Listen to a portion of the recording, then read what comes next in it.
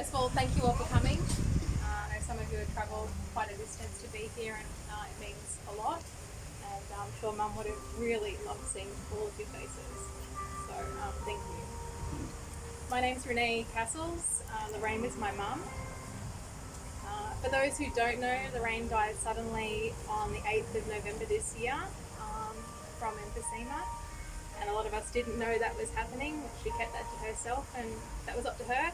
But it was quite sudden for us, and certainly was on her terms. So she was 72, and she was survived by two daughters, myself, Renee, and Deneen, and her sister Rhonda, and her brother Kevin.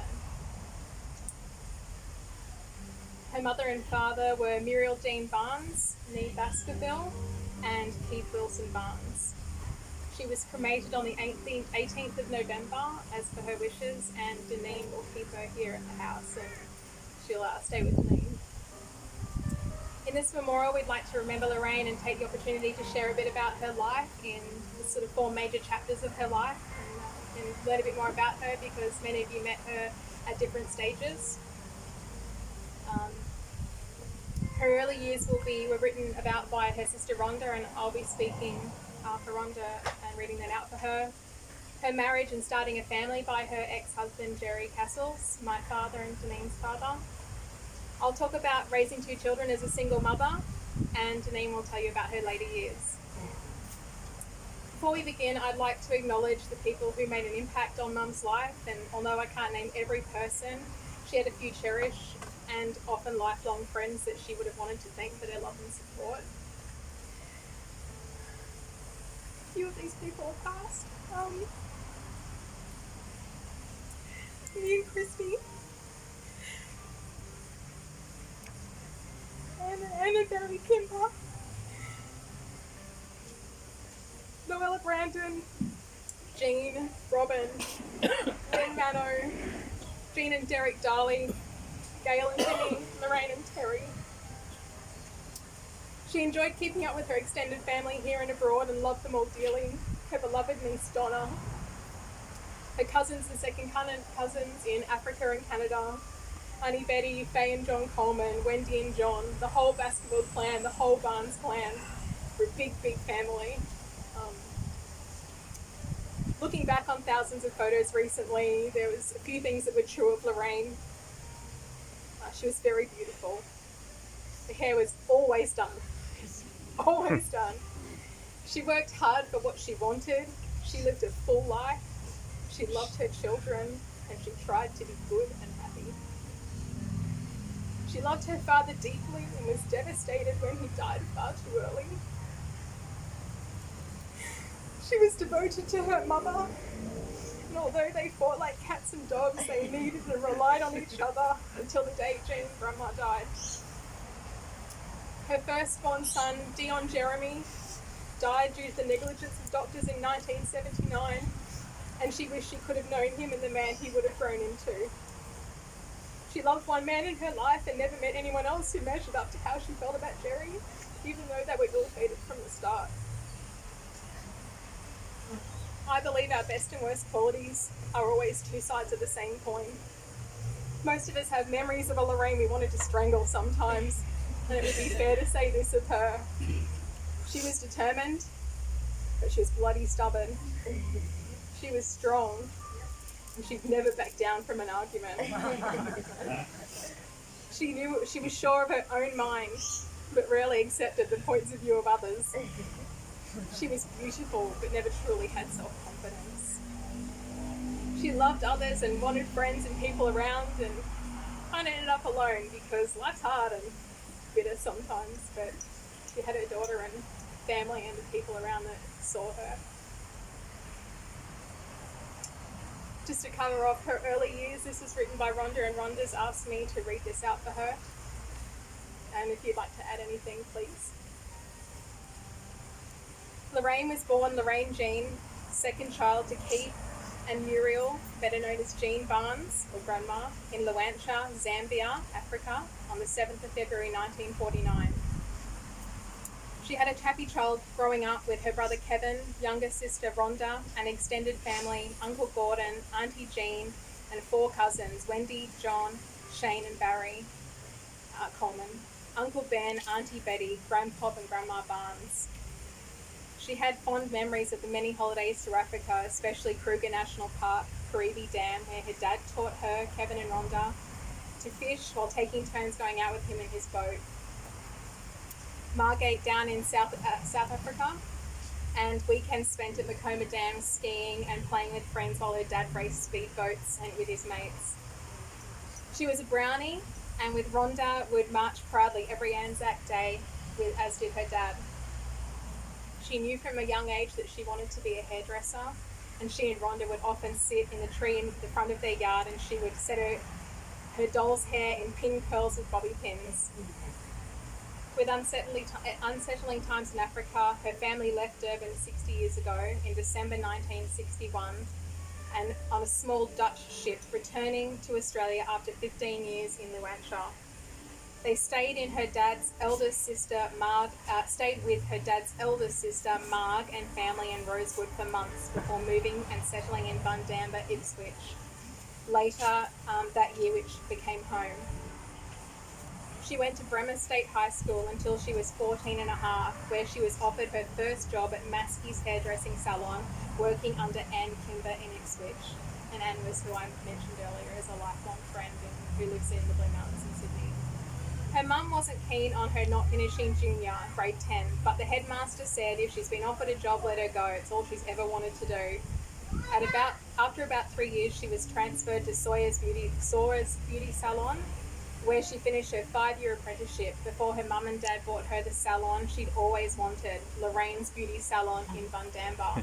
And correct me if I'm wrong, but the beauty salon is still there at that location in Bundamba. Not named that.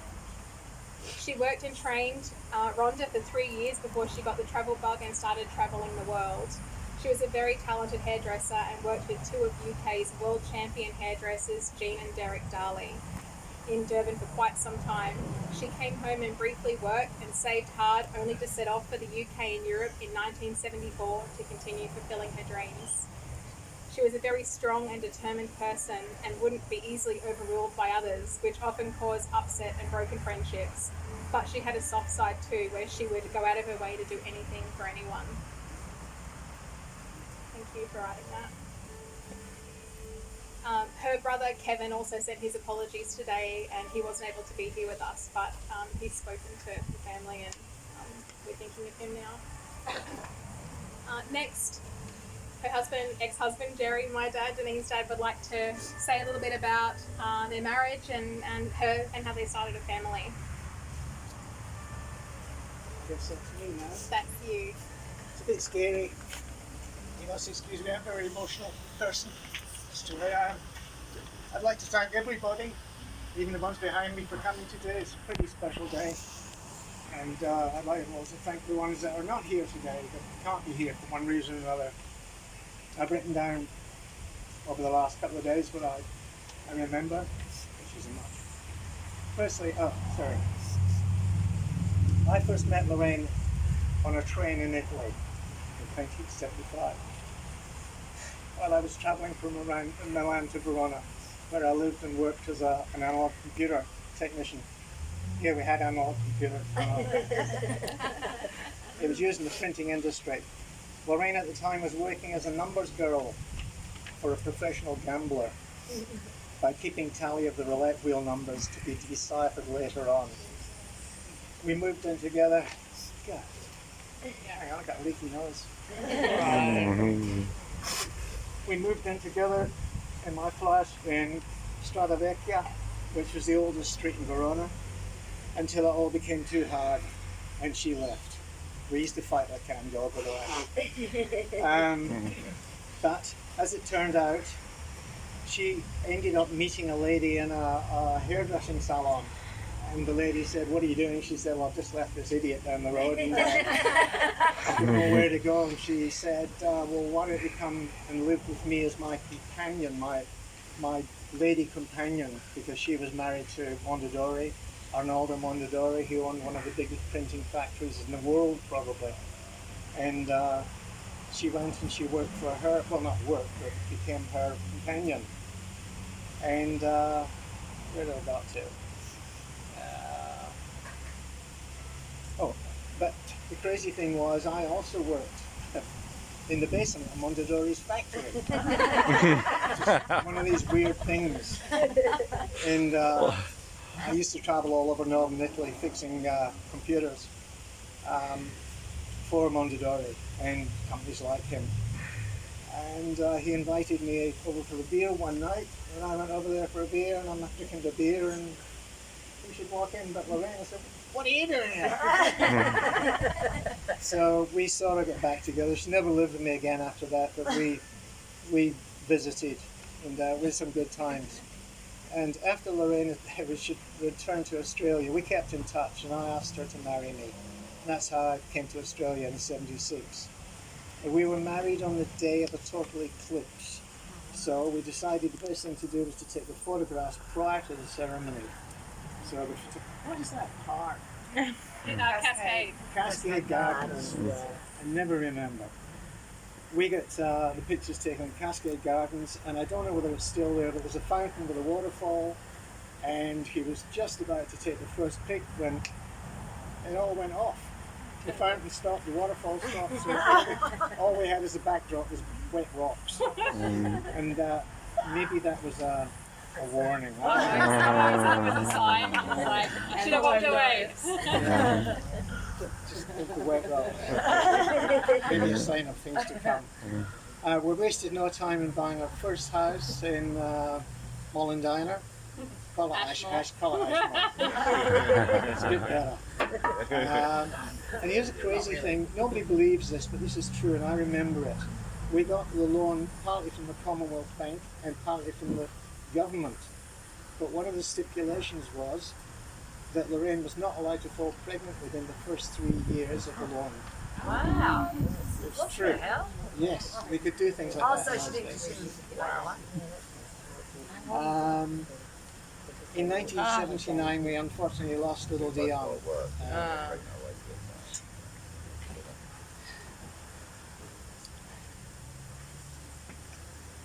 But we were to go on to two beautiful daughters, these two girls here, Lorraine and Janine. And they've both gone on to achieve success in their own right. Janine just got her Bachelor. bachelor. Well done. Yay! Criminal law. Well done. So she had a good backing before she started. And Renee runs her own business in Graphic design. graphic design, and she's also got a degree in Science. science. That's it.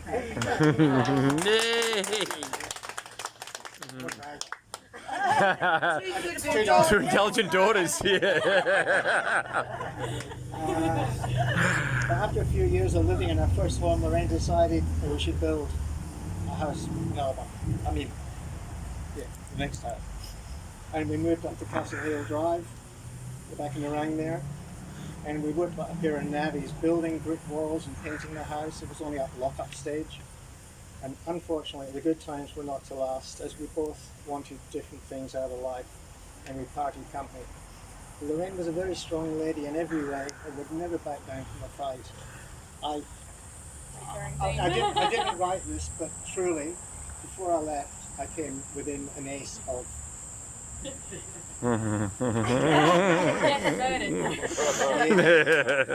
leave. But the rift between us was mended over the years, and we ended up pals once again. Oh, nice. Well done.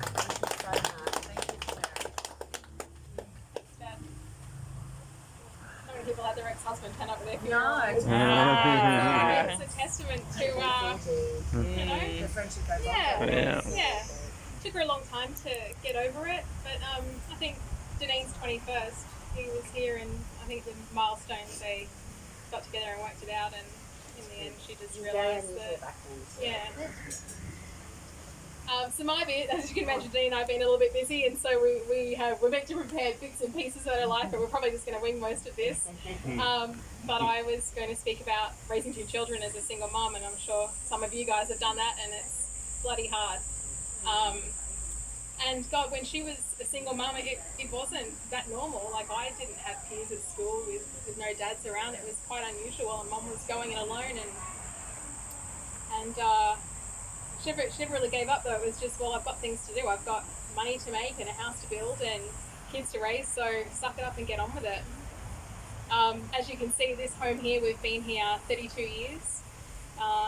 We moved from the family home in Lorraine that Dad spoke about building, and we lived with my grandma, her mum, for a year while it was all getting sorted out in Southport.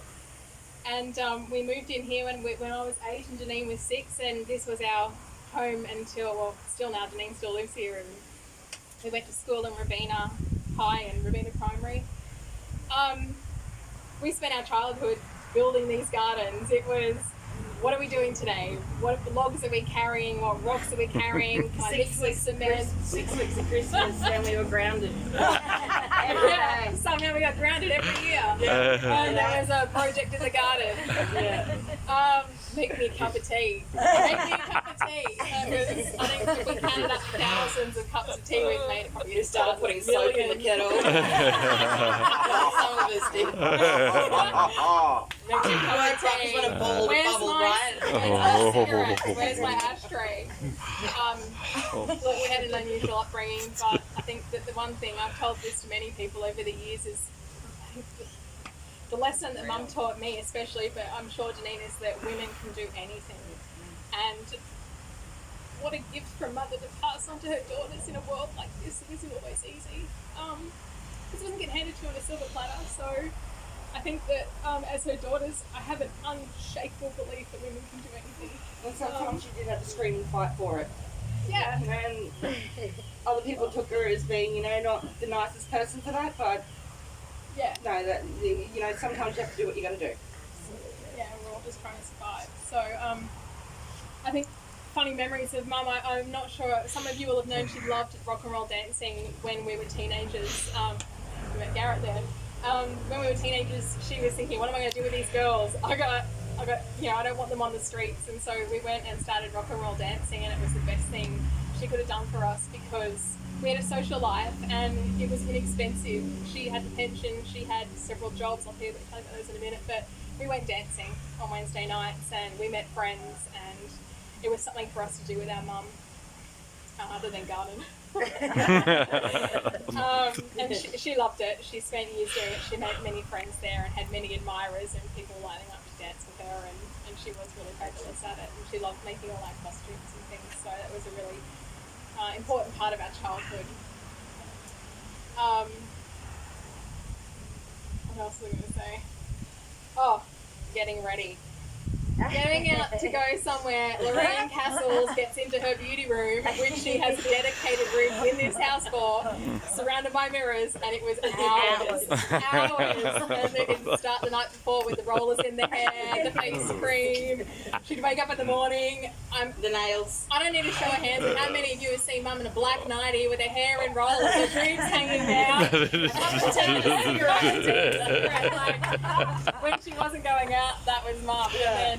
We had builders rock up at the door. Everybody that rocks up here before lunchtime, we get her in a nightie. And she transformed from the woman in the nightie to the most glamorous, bejeweled woman who walked out of here looking like $1 million, and people would stop her all the time and say, my God, you look beautiful. I don't know you, but you look beautiful. She'd go to the shops in heels and a gown and quite proper dresses. She regretted that. Maybe not the last 15 years. Last year. But once she gave up, once it all, you give up and you stop doing all that, but all her life, as kids, she's in the shopping centre with her. Yeah. Sorry, Donna? She gave me all her old petticoats tonight. There you go. So we are trying to be cool in high school, and our mum is going to the shops with like huge hair and stilettos, beautiful dresses. She got stuck in the 80s with the hair, for Totally. sure. 3 styles in many years. Oh my God. But the final crowning thing when she left the house was this cloud of hairspray. She'd get the can, it was like this, and she'd sit here like this, the back, the front. Renee, Janine, come and do my back. Yes, Renee. She'd call out, we leave, and we had to coat her in hairspray. And then she'd get in the car and she'd like wind up the windows. It would be the biggest, hottest day, no air And then conditioning light in a that cigarette. And then she had this much gap. We do the back up. It's still fucking out. So the hair didn't move. Yeah, keep blow the hair. She'd get out of the car and the hair was still perfect. Yeah, getting ready. It was always 2-3 hours, and we'd be standing there, Mom, come on, and endless. Gosh, James Catering, the job she had being a single mom, trying to make some money. She worked at James Catering. She met Lorraine and Terry there, Gail and Jimmy, and she loved you guys. She loved that work. Yeah. She was good at it. Worked Magic Millions every year and worked late nights, and Grandma was looking after us, and Ian Christie, who has passed, but he was like a father to us. Ian actually, Dad sold Ian a car, and Ian fell in love with Mum, and he hung around forever. She never loved him back, but it was an unrequited love story, and he would do anything for her. He built all of this. She started a Nutrimetics consultant. She did kids' birthday parties. She was always trying something. She needed to make money, so she let out rooms and did all sorts of things to Speaking try of and kids' pay the birthday bills. parties, she rocked up at my Dress up primary. as a clown and go Yeah. and help. She actually rocked up at my school in grade 7 for a school fete wearing a skin-tight skeleton outfit with her hair like this. And people There's a kept photo of asking her. me, was that my mum? And I was like, no. Our life is full of embarrassing No joke, we moments. have photos. Yeah. Another thing through all those jobs and trying to raise 2 kids was we always had fabulous Christmases, and it was always Grandma, us, Mum, Ian, who was going to turn up, but she always made Christmas special for us kids. And there's so many photos in the albums of us in this room here with a huge tree, and sometimes the Christmas, if the present, if it came in 4 parts, it was wrapped up in 4 bits and pieces, so we felt like we were getting lots of presents. Grandma, He forgot his Can I say story. something at this point? Yeah. She was a Thrifty. that's the word. She was extremely thrifty. We had a tree, and we'd had it 5 years, a Christmas tree, but the plastic was starting to go a bit funny on it, and the little bits wouldn't stay on. So she said, right, give me that. We packed it back in the box, and we went down to Target, by the bridge down here. The Target store what's the bridge down here on Bundle or something. whatever. Yeah. And she went up to the guy and she said, now, we've only used this a few times. And he said, I'm terribly sorry. She said, don't choose the best tree you can find over there. And she did. Mate. And the thing's like 4 years old. Once a year. What's his other things? I'm sure we've got all, we've all got different memories with Mum, but a lot of them are funny. She's bloody crazy. But she was very loving and would do anything for anyone. And I'm if she sure- didn't have a go at you, it wasn't Mum. Yeah. She didn't care that much. Yeah. I'll hand over to Janine, but if any of you guys have anything to share, please feel free to share. But if Janine wants to All right, well, speak about Lorraine. Beautiful. I have. Absolutely fantastic. Yes, very beautiful, beautiful night. We've all known her in different stages. I think you think who was Lorraine that had a hot pink sports car? Yeah. Who was Lorraine that was sitting here in her 90s and Yeah. she was a really Wow. well-rounded woman. She didn't just do one thing in life. So Well, what do I say about my mum?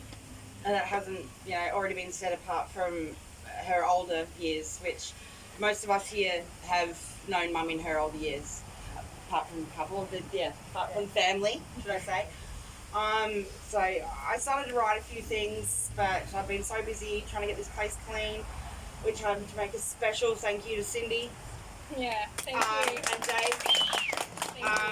for really helping me to get this place, and Garrett. Yeah, Gary. For Thank really you. helping me to get this place looking perfect and lucky. It was a really big deal for me, And you, Janine. and I'm very, very grateful. I'll never forget. Thank you. Yeah. Okay. It'd take me all afternoon to tell you what my mum means to me. and what she's done for me, how much I love her and how much I will miss her. My mum was a character, a beautiful woman. I will forever admire the love, the time and the energy she put into everything, her daughters included. Everything she loved as a woman, she can do anything as a woman, and I'll be forever grateful for my mum I was bestowed. Just a couple little stories that I probably told you in the past, about my mum. Me and Garrett would come home at 2 in the morning. We'd be, about 20 years old. We'd come home and she'd be out the front cementing some rocks or something. One particular day we were out here having a skinny dip at 2 in the morning. And we look up and here's Mum on the tiles out here grouting. And I'm like yelling at her to go to bed. Mum would be up till 3 and 4 in the morning, either grouting, painting, emailing, gardening. No joke. She'd be outside gardening at 2 in the morning in the spotlight, and my friends would be like, "Your mum is crazy." Just keep walking. One night I was at the pub even, and there was a young man there. This was a few years ago. The fella that lived next door with his parents, and I hear him talking about these crazy dogs that keep getting under the fence back when the fence was wooden, and kept getting under the fence and going and barking at his dog, and this crazy lady next door is in a frigging tree up the back of a circular saw. And I look over and I'm like, "Do you live in Glen Iris?" He's like, "Yes." I'm like, "You're talking about my mum." That is just the way she was. Like, just like, "Oh my God, she's in it." The blood is shaking and she's with a circular saw going, "Catch it! Catch it!"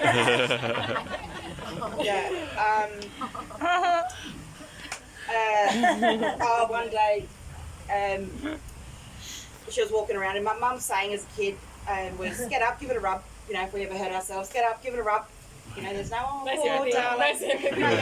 Tough love, get up, give it a rub. Come on, we've got shit to do. So one day I had the shits with Mum and I was probably only about 12 or 13. And she's tripped over a little doggy gate. And she's fallen down on her arm, and I turn around and went, "Get up, give it a rub." Found out 3 days later she'd broken 2 ribs. What do you do? Oops. Yeah, oops, sorry about that, Mum. And then only recently, actually, she was in hospital for some stones, and the next day she's all drugged up, and I got a video of her of 7 minutes talking out such garbage. Adrian was there, and I asked the doctor, "Can we get her these drugs to bring home? This is bloody great." But the doctor says to her, "Lorraine, what medication are you on?" And she's sitting there, she's like, "Effexor, Mobix, Netflix." And I've got her on tape saying it. I'm on Netflix. Yeah, she loves the Netflix, obviously. Yes.